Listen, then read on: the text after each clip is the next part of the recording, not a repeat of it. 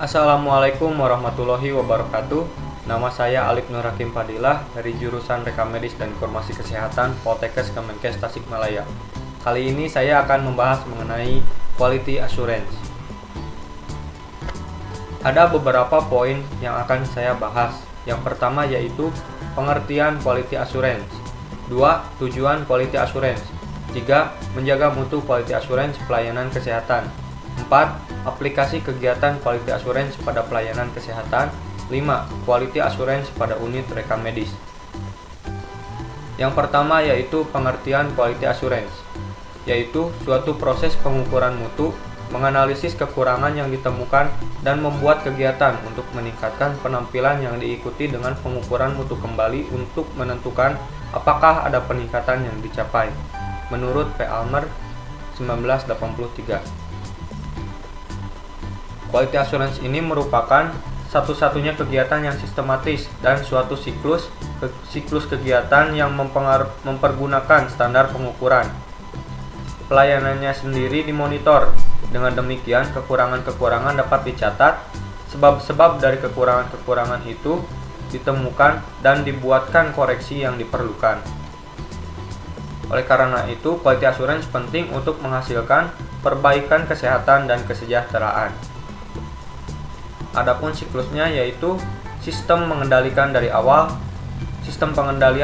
sampai akhir hingga menjadi output yang berkualitas dan terjamin, lalu to assure, to convince, to make sure, to ensure, to secure, yang artinya untuk meyakinkan, mengusahakan sebaik-baiknya, mengamankan ataupun menjaga.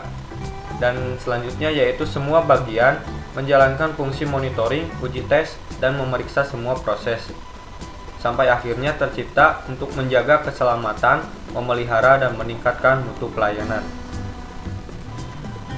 Selanjutnya adalah tujuan quality assurance, yaitu memberikan kepuasan dan kepercayaan kepada konsumen bahwa pelayanan atau produk yang diberikan telah memenuhi standar dengan kualitas yang baik dan handal. Ada beberapa gambar, yaitu yang pertama adalah seorang pasien BPJS tidak diterima dengan alasan kamar penuh. Padahal pada suatu pelayanan rumah sakit tidak boleh adanya diskriminasi dalam memberikan pelayanan kesehatan. Lalu ada pada gambar kedua adalah adanya penumpukan antrian pasien dikarenakan lambatnya pelayanan yang diberikan oleh puskesmas. Lalu selanjutnya adalah program dari Kementerian Kesehatan untuk meningkatkan kualitas pelayanan. Nah, bagi pasien, quality assurance ini dapat dijadikan faktor untuk memilih mana rumah sakit yang bermutu dan baik. Karena pada dasarnya pelayanan kesehatan adalah setiap upaya yang dilakukan dengan tujuan meningkatkan derajat kesehatan masyarakat, baik mencegah dan menyembuhkan penyakit, serta memulihkan kesehatan perorangan, keluarga, kelompok maupun masyarakat. Sehingga quality assurance ini penting untuk menjadikan indikator bahwa suatu rumah sakit adalah bermutu bagi pasien. Selanjutnya adalah menjaga mutu pelayanan kesehatan. Menjaga mutu atau quality assurance dalam pelayanan kesehatan merupakan suatu rangkaian kegiatan pelayanan kesehatan berdasarkan standar dan prosedur medis yang semestinya agar mutu pelayanan kesehatan tetap terjaga, ditinjau dari pandangan pemberi pelayanan kesehatan maupun kepuasan pasien. Karena quality assurance ini dalam rumah sakit merupakan salah satu faktor yang sangat penting, bahkan dan fundamental, khususnya bagi manajemen rumah sakit itu sendiri.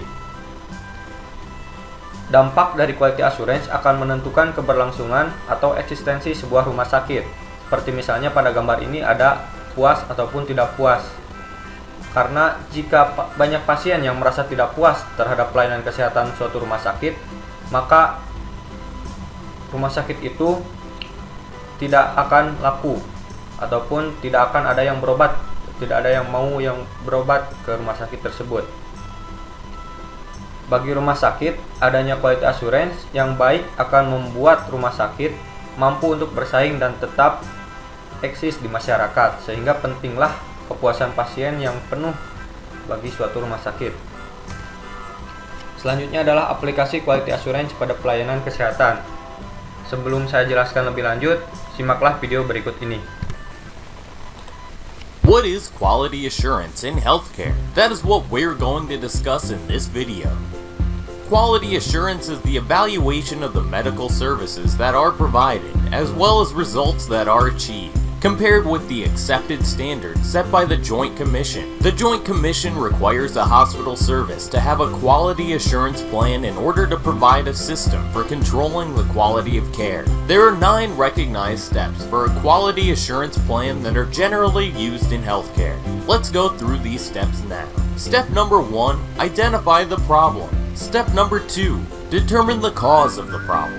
Step number 3, rank the problem. Step number 4, develop a strategy for resolving the problem.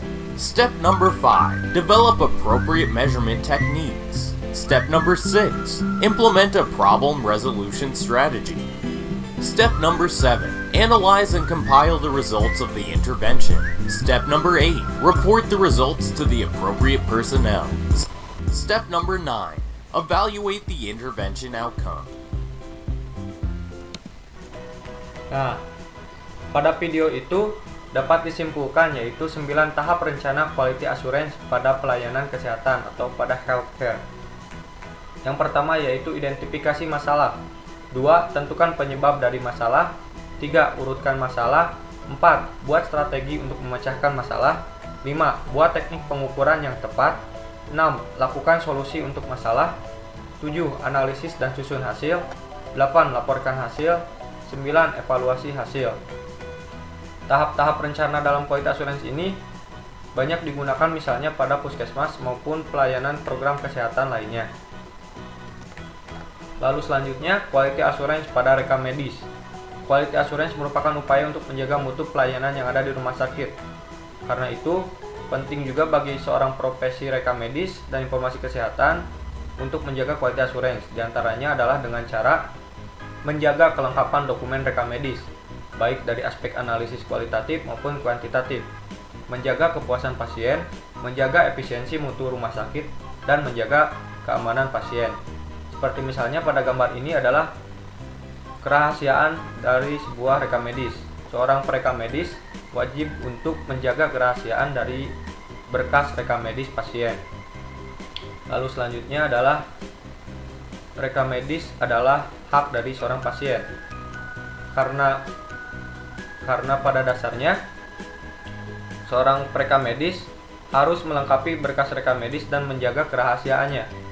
Karena mutu dan kualitas di rumah sakit ditentukan dari pelayanan dan kelengkapan dokumen rekam medis yang lengkap.